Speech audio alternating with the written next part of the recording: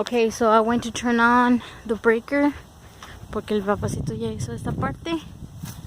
So, ¿qué pasó? Okay, so we got the photocell right there, okay?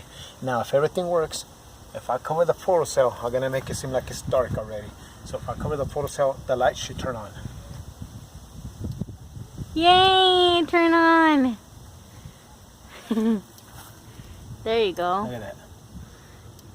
So that's how you install a photocell. That's the way you do it. La luz de outdoor, así. So ya nomás el photocell está out, so when it hits the sun, it turns on. Yep. When it hits the sun.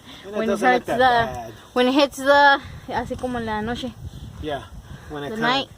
Yeah. Down to dusk or whatever. Y ya se va a prender. Automatically. Y se va a apagar when the sun is out.